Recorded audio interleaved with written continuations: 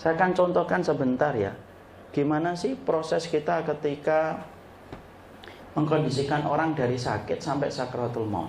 Kita coba itu ya sebentar supaya prakteknya jelas. Tolong agak minggir yang di tengah. Kiblat mana ini Om? Sana. Kita akan bagi ya. Kalau kita mengkondisikan orang sakit, kita bagi jadi dua. Kondisinya sakitnya yang belum terlalu parah, dan yang kedua sakit yang parah.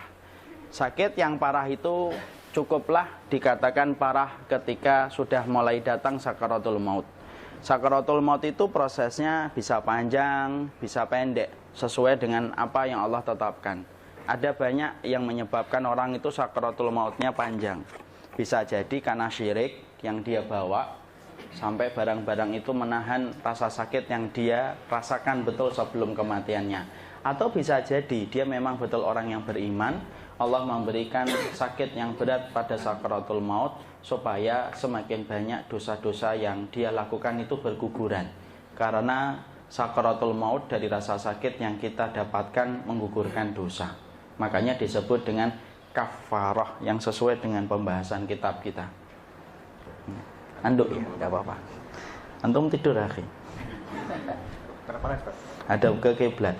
Kalau sakitnya masih biasa, menghadap kemana saja tidak apa-apa. Tidak apa-apa, kita belajar sunnah bagaimana merawat orang sakit, menjenguk orang sakit ketika dalam kondisi umum, dalam kondisi tidak terlalu berat dulu. Maka kalau kondisinya belum terlalu berat, maka sesungguhnya tidak perlu menghadap kiblat.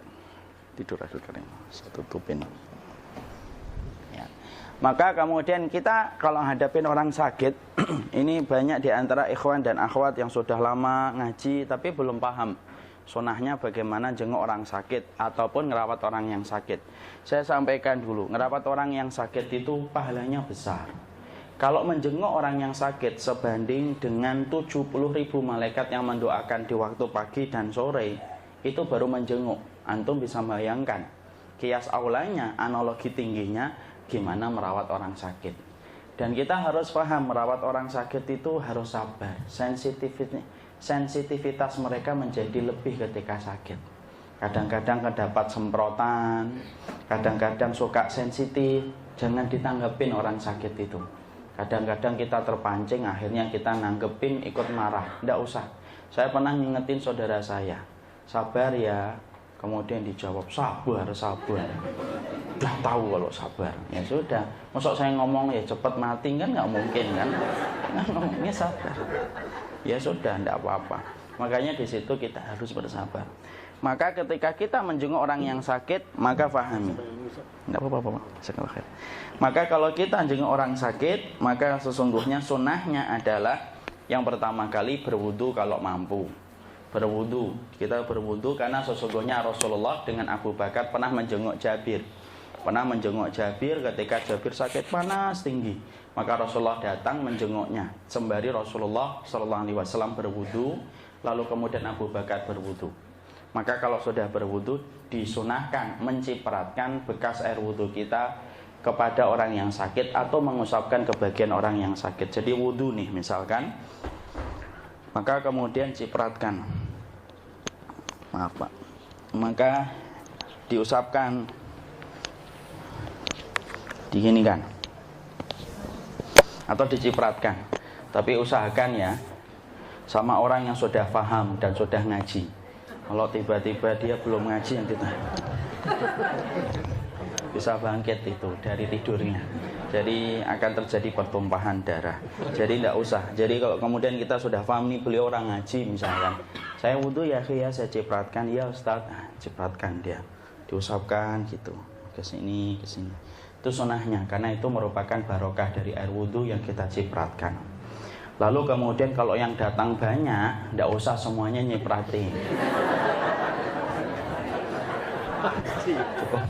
Cukup diwakili satu saja, ya kan? Saya pernah dulu sakit itu ada jamaah 15. Kita wudhu semua ya Ustaz, tidak usah satu aja, nggak usah banyak satu aja. Maka kalau kita kemudian datang orang sakit disunahkan memegang tubuhnya. Ya, karena Rasulullah itu memegang tubuh orang yang sakit dan secara psikologi memberikan ketenangan dan efek kedamaian. Coba kalau kita jenguk orang sakit dari jauh, gimana kabarnya? Udah berapa hari? Tidak enak kedengarannya dan tidak enak dilihatnya. Maka deketin kalau memang bisa untuk dipeluk, dipegang gitu. Ini sunnahnya. Lalu kemudian disunahkan untuk membacakan surat-surat Al-Quran. Karena sesungguhnya Al-Quran itu memang dibacakan kepada yang sakit. Tidak usah marah kalau dibacain ayat-ayat Al-Quran.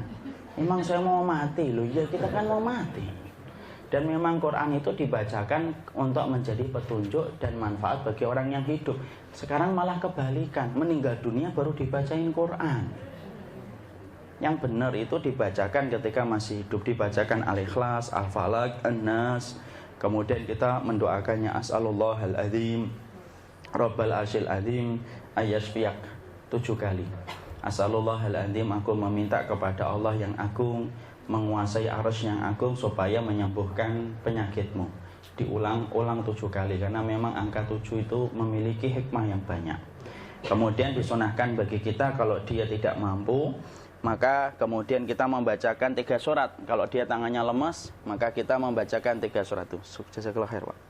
Maka kita bacakan Qul huwallahu ahad, Allahus somad, lam yalid walam yulad walam yakul lahu kufuwan ahad.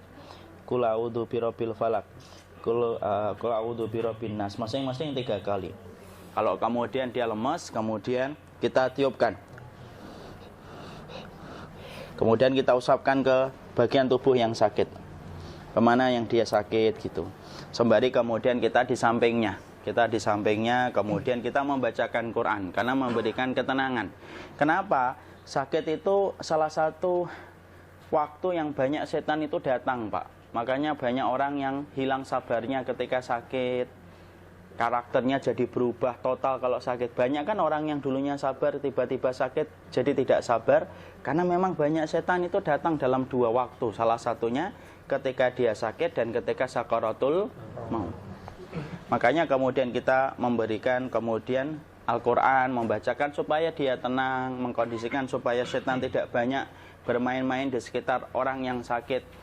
Karena memang dengan dibacakan Quran, maka setan itu akan pergi ketika tidak nyaman pada tempat-tempat yang dikumandangkan di dalamnya zikir. Kemudian kita ngomong yang baik, Pak.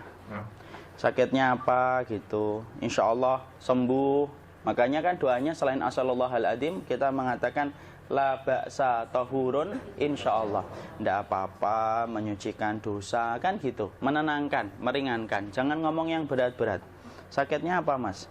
Ini batu ginjal. Kemarin tetangga saya meninggal. Nggak usah ngomong kayak gitu. Ya, itu mah yang tidak benar. Ya, atau kemudian kita ngomong yang tidak penting. Wah, ini kamarnya VIP ya. Sehari berapa, Mas? Gitu. 1 juta, Ustadz. Waduh, sudah berapa hari? 10 hari. 10 juta ya. Lumayan ya, belum obatnya ya. Asalnya batu ginjal jadinya jantung, Pak. Enggak usah lah gitu. Anak itu sering sekali kadang-kadang antar jamaah gitu, nanya ini kamarnya harian berapa, enggak usah nanya gitu apa. Enggak usah nanya kayak gitu, nanya sama resepsionis saja kalau nanya kamarnya. Kemudian disunahkan bagi kita megang bagian kepalanya sini. Ya.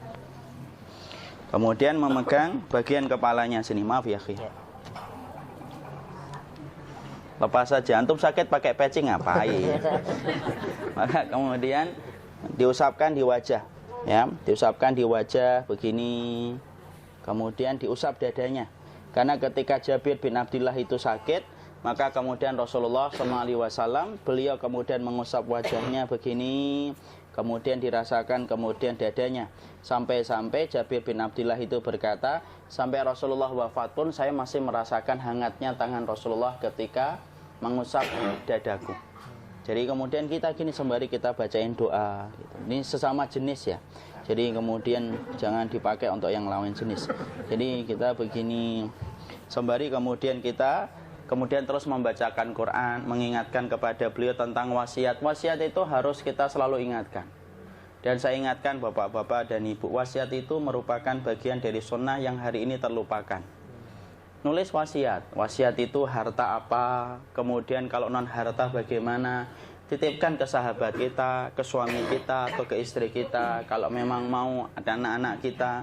Dan itu penting karena sesungguhnya semua para nabi, bahkan Rasulullah sendiri pun selalu meninggalkan wasiat. Dan wasiat dirubah bisa sesuai dengan konteks keadaan. Contoh, kita akan berwasiat nanti kalau saya meninggal sepertiga, saya titipkan kepada ustadz itu. Perkembangan waktu ternyata terlihat akhlaknya tidak baik misalkan. Kemudian kita coret namanya, kita ganti ustadz yang lain. Boleh dirubah kalau wasiat itu.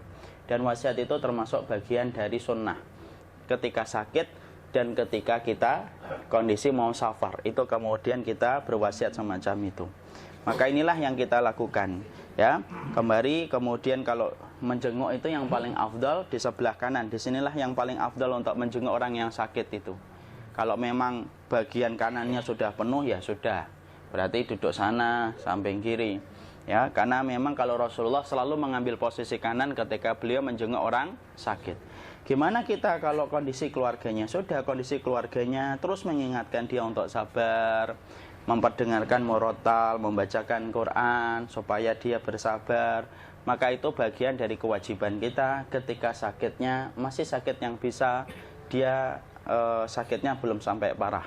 Sampai di sini ya, paham ya? Sekarang sakitnya ketika mulai berat.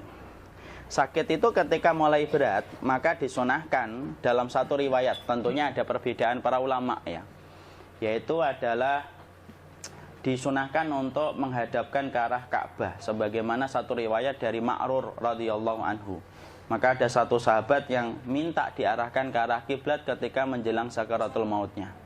Proses sakaratul maut itu dapat ditandai dengan indikasi ketika matanya sudah mulai ngelihat ke atas ataupun sering terpejam walaupun kita memanggil. Contoh, antum namanya siapa, akhi? Willy. Antum lihat ke atas, akhi.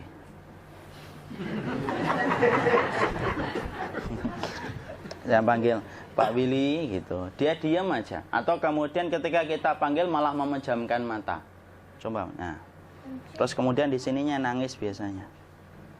Terus kakinya di situ sudah mulai agak kaku. Itu proses sakaratul mautnya sudah mulai datang. Sakaratul maut itu juga kemudian ditandai ketika sekumpulan malaikat duduk sejauh mata dia memandang. Fajalasu indamudil basar.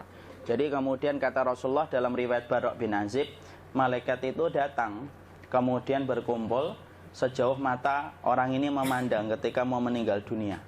Malaikat itu kalau dia orang yang beriman, maka malaikatnya berpakaian putih, membawa kain kafan dan membawa minyak wangi dari surga. Fajalasu indamutil basar. Sejauh mata dia memandang di sonono. Makanya kadang-kadang kan kita kalau tidak paham ngomong, melihat apa sih bu? Gitu. Bu melihat apa? Gitu. Tidak usah digituin. Dia melihat sesuatu yang berat yang belum pernah dia jumpai seumur hidupnya. Maka kemudian tanda sakratul mautnya sudah mulai kelihatan. Kemudian dadanya sudah mulai sesak ketika ini. Terus kakinya sudah mulai kaku dia. Sudah mulai begini. Nah itu sudah mulai sakratul maut mulai datang. Sakratul maut itu ada intinya. Intinya disebut dengan naza. Tahu naza ya? Naza itu proses dicabutnya ruh, itu namanya naza. Nah itu naza. Nah itu naza. Keras dia, cabutnya itu keras. Makanya kemudian itu naza. Dan naza itu jangan kita kira ini. Saya ambilkan gambaran yang paling gampang. Pernah nggak kita dengar kisah orang di penjara dicabut kukunya?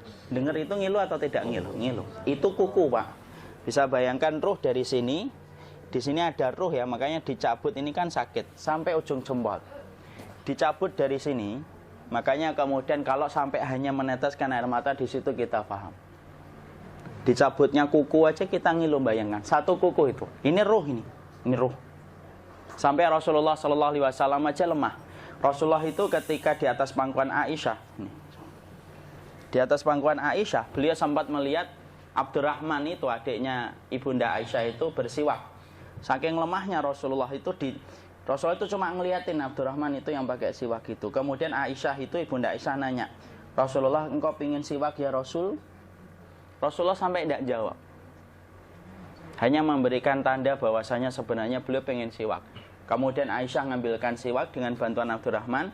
kemudian diginikan, kemudian dipegangkan itu ke tangan Rasulullah, disiwakin mulutnya Rasulullah. Itu Rasul, Pak.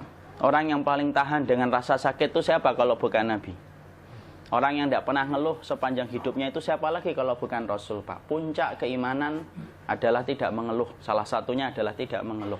Dan Rasulullah adalah orang yang berada pada puncak iman. Itu pun semacam itu beratnya. Ya. Maka ketika sakaratul maut semakin berat, maka kemudian yang nangis-nangis, tolonglah berhenti dulu nangisnya. Tidak kuat Ustaz, tidak tega. Iya, kita juga paham, sedih. Tapi nangisnya pergi dulu. Kenapa? Saya khawatir ini akan menyempitkan hatinya, menyesakkan dadanya. Orang dengar nangis itu biasanya tidak suka, Pak. Bapak kalau dengar bayi nangis sama bayi ketawa lebih senang mana? Bayi ketawa. Karena secara fitrah itu berat kalau dengar orang nangis. Makanya yang nangis-nangis, aduh Pak Willy gitu. Nanti ajalah pergi dulu. Dan ngomong jangan ngomong yang baik. Jangan ngomong kecuali yang baik. Ya Allah, nanti ini susah ini matinya, itu susah matinya. Karena Rasulullah SAW itu mengatakan, "Fala taqulu ilal khair, fa innal malaikata yu'minuna ala ma taqulun." Kalau ngomong itu mbok ngomong yang baik gitu loh.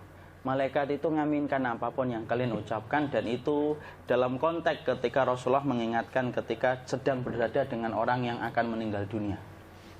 Malaikat lagi banyak-banyaknya, Pak, cuma kita tidak ngerasa. Maka kemudian ketika sudah masanya, maka kemudian malaikat mau turun, set, kemudian duduk di sini, di atas kepalanya. Makanya dicabut dari sini. Mungkin ada yang berkata, emang semuanya ngerasain sakaratul maut, Ustaz? Iya. Gimana orang yang tidur? Gimana orang yang tertabrak langsung meninggal dunia? Kita saja yang ngerasa tidak sakaratul maut, tapi sebenarnya sakaratul maut. Gambarannya gampang. Pernah ketindih atau tidak pernah ketindih? Pernah ketindih. Kalau kita ketindih, Mas Willy ngerasain berat atau enggak? Berat. Tapi kemudian orang di sekitar kita ngerasanya kita tidur biasa atau tidak tidur biasa? Tidur biasa. Padahal kita gitu. Itu langsung. Orang di samping kita baru nanya, kamu kenapa? Kita ketindih hebat itu orang di sekitar kita itu enggak ngerasa apa-apa. Ngerasanya tidur biasa, padahal kita ketindih itu. Itu baru ketindih. Jadi jangan kemudian kita mengatakan bahwasanya orang kau tabrakan, ketabrak truk gitu. Tidak ada sakaratul mautnya, Ustaz. Kok tidak ada sakaratul maut itu loh? Adalah sakaratul maut. Cuma matamu, perasaanmu tidak mampu menjangkau peristiwa sakaratul maut orang lain, karena itu perkara gaib sampai nanti kita yang merasakan sendiri. Ya. Maka malaikat maut turun ke sini. Makanya ketika sakaratul maut sudah datang, maka yang baca Quran hentikan. Kenapa? Oh, memang gitu. Ya. Jangan semakin kenceng. Ayo Pak, insya Allah Pak, gitu. Al-Baqarah Pak, Al-Baqarah Pak. Al-Kahfi, Al-Kahfi. Enggak lah. Yang baca Quran berhenti dulu. Kemudian digantikan dengan kita mentalkin. Antum agak ke sana dikit.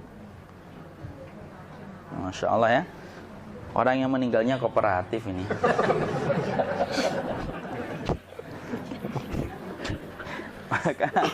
maka agak ke sini aja. Maka disunahkan kita untuk mentalkinnya. Nanti ketika mentalkin jangan terlalu sering, jangan terlalu membebani. Jangan terlalu sering itu la ilaha illallah, la ilaha illallah. Enggak gitulah. Berat nanti dia ngerasakan. Di situ Imam Qurtubi juga menyampaikan, jangan terlalu sering karena itu memberatkan dadanya. Jadi ketika mentalkin saya sampaikan, boleh diganti atau enggak Ustadz? Enggak lah, talkin itu ibadah. Ibadah itu tauqifiyah. Tauqifiyah itu enggak usah diganti.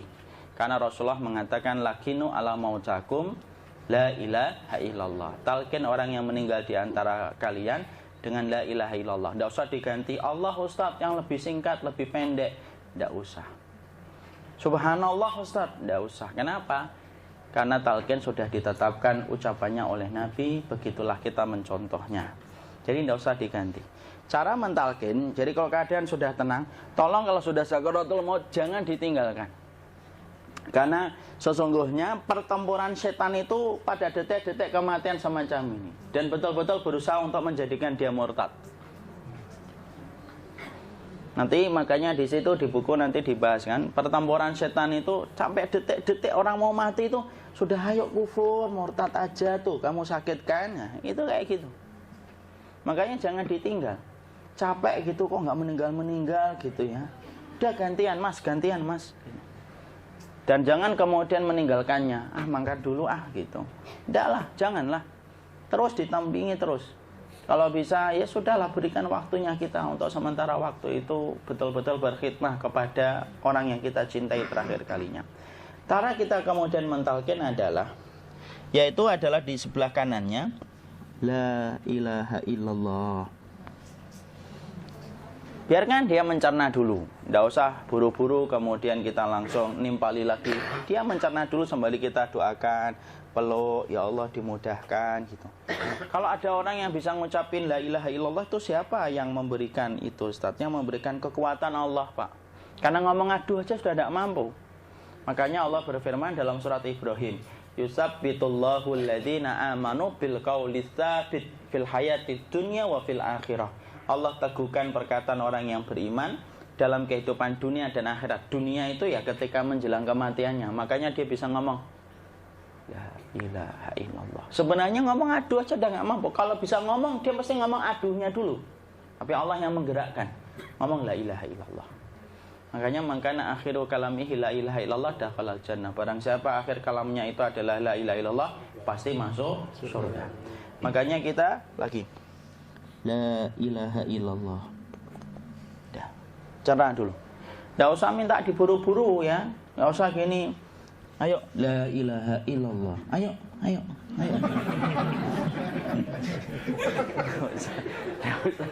Enggak usah gitu. Ya, biarkan dia pelan-pelan gitu. Ayo tapak, ya Allah capek saya, Pak. Enggak usah gitu. Ya, ucapkan la ilaha illallah. Kemudian dia mencerna. Lalu kalau dia sudah mengatakan, untuk mengatakan la ilaha illallah. Ya, kalau sudah mengatakan la ilaha illallah, berarti sudah. Enggak usah ditalkin lagi, enggak usah. Belum meninggal juga, Ustaz? Enggak apa-apa, biarin aja. Dia di situ aja. Kecuali dia ngomong lagi dan enggak usah diajak ngomong, alhamdulillah ya Pak, ya Allah gitu. Terus dia jawab, alhamdulillah. Ya. Itu berarti ucapan terakhirnya alhamdulillah. Atau ketika habis ditalkin la ilaha illallah, dia ngelihat air. Nah itu berarti ucapan terakhirnya air. Talkin lagi, nggak usah marah. Aduh Pak minta air. Mau minta air nanti aja dikubur gitu loh. Jangan gitu. Biarin aja, jangan kemudian setelah la ilaha illallah, la ilaha illallah, terus ayo tutup, awas ya ngomong lagi ya. Nggak usah gitu juga. Maka kemudian setelah la ilaha illallah sudah, nggak usah diajak ngomong gitu. Terus kemudian nggak usah ada anaknya perempuan, ya Allah Pak sudah bisa ngomong la ilaha illallah, usah gitu. Cukup dalam hati alhamdulillah gitu. Diam kita dengerin gitu. Disitulah nanti biasanya detik dia terakhir. Dia nanti ngelihat di sini Pak, prosesnya itu nanti kaki langsung sebagian jempol dingin dia. Kaki, telapak kakinya langsung kalau kita geningkan dingin kayak kaki yang kena AC langsung. Kemudian dia langsung ningkup gini, dikit dia, mulai kaku dia. Atau kalau enggak, gini dia. Langsung kayak jatuh, kayak kepala nanti yang paling terakhir, kepala itu pasti ada gerakannya Pak. Ini meninggal itu. Pasti gitu.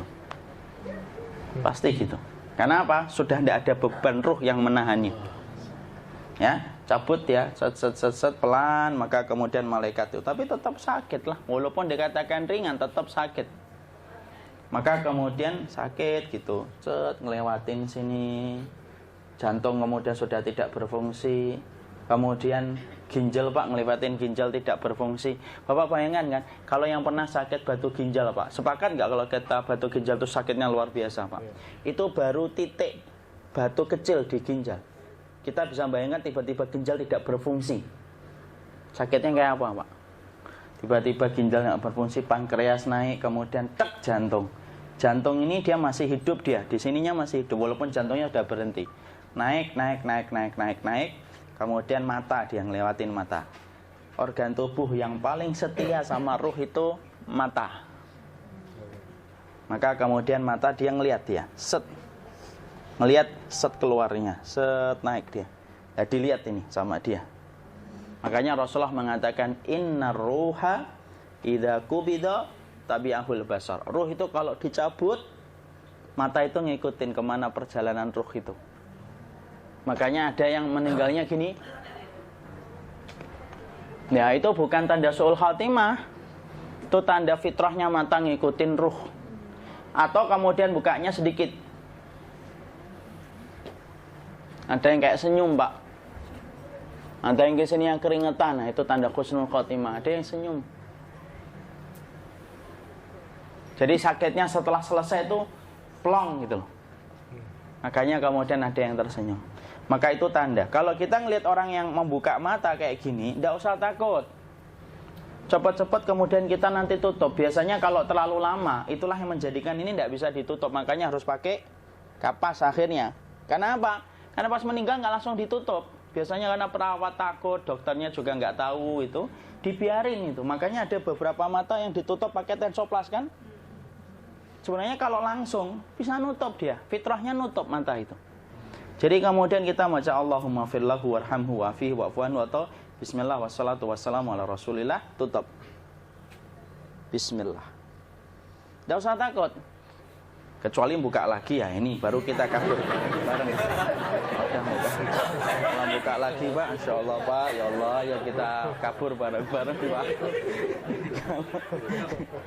Diusap Pak, diusap gini. Ini enggak disenggol gini enggak. Begini kan, sudah meninggal dunia. Tangan boleh begini, boleh diluruskan, enggak ada ketentuannya. Boleh gini, boleh kemudian lurus. Nggak usah disalahin kalau ada yang lurus. Lu itu tangannya gimana sih? Posisikan kayak sholat. Nggak ada perintah kayak gitu. Jadi kemudian dikondisikan saja. Terus maka kemudian dipijit-pijit, akiknya dikeluarin, kemudian jamnya dilepas, gigi palsunya dilepas kalau ada, ya. Kemudian apa? Setelah itu, coba buku.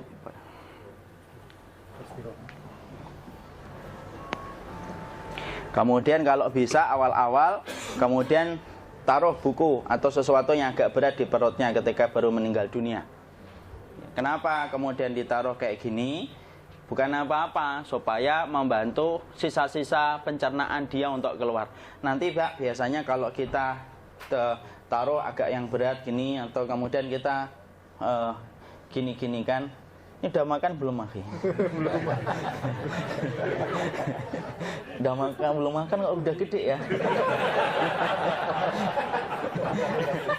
Maka pencet-pencet kayak gini biasanya nanti ketika dimandikan, nah pas dimandikan diginikan saja. Aduh. Nah ini dia sudah keluar di belakang, dia gini. Terus nanti keluar dia. Nah ini keluar langsung di belakangnya. Dan memperlakukan orang kalau sudah meninggal dunia itu yang lembut gitu. Kenapa? Inna kasra admil mayyiti kakasri admil hayyi. Mematakan tulangnya ketika orang sudah meninggal dunia itu lebih dia rasakan sakit ketika mati daripada ketika masih hidup. Tuh Islam itu sampai sama orang mukmin itu kalau sudah meninggal aja sampai selembut itu. Kok hidup kasar itu kebangetan dia jadi orang itu. Mau sampai orang mati itu kemudian disuruh yang lembut, kalau ada aib disuruh nutup, tidak boleh diceritain. Misalkan di belakangnya beliau ini ada tompel, gagah-gagah tompelnya gede gitu. Tidak boleh cerita, Masya Allah loh. Sampai segitunya sunnah itu, ngajarin kita untuk nutup aib. Kalau ada orang belajar sunnah sukanya buka aib, nyari-nyari kesalahan orang. Sunnah yang mana dia pelajari itu saya bingung. Makanya kemudian gini, setelah selesai, maka kemudian tutup dengan kain. Maaf ya, Ki. Ya. Nanti kalau nggak kuat napas ngomong ya. Maka ditutup kayak gini, ditempatkan kemudian jangan di tanah, tapi di atas dipan. Karena apa? Syekh Abu Malik Kamal Said Salim dalam Sahih Fikih Sunnah menyampaikan supaya tidak cepat busuk. Dia taruh di atas. Kemudian ditutup pakai kain apa saja, ya sembari nanti kita mempersiapkan tempat mandinya, tempat kafannya dan yang lain sebagainya. Maka kemudian kalau ada yang datang boleh dibuka. Kemudian kita mencium ininya apa? Kemudian keningnya. Kemudian kita berdoa, nutup lagi kayak Rasulullah ditutup, kemudian yang datang terakhir itu salah satunya Abu Bakar. Dibuka, kemudian beliau, ya Allah, ya Rasulullah, engkau adalah orang yang percaya hidup dan matimu. Dan tidak mungkin Allah itu mematikan engkau 2 kali ya Rasulullah. Maka kemudian ditutup kembali, saat itu para sahabat dalam keadaan mendung semuanya. Maka disitulah kita lakukan kayak gini. Ditutup gini Ustaz ya. Kasihan tidak bisa nafas, insya Allah tidak butuh nafas lagi. Jadi kemudian kita semacam ini kita persiapkan apa yang bisa kita lakukan. Nah itulah proses kematian dari sakit, sakaratul maut sampai kematian.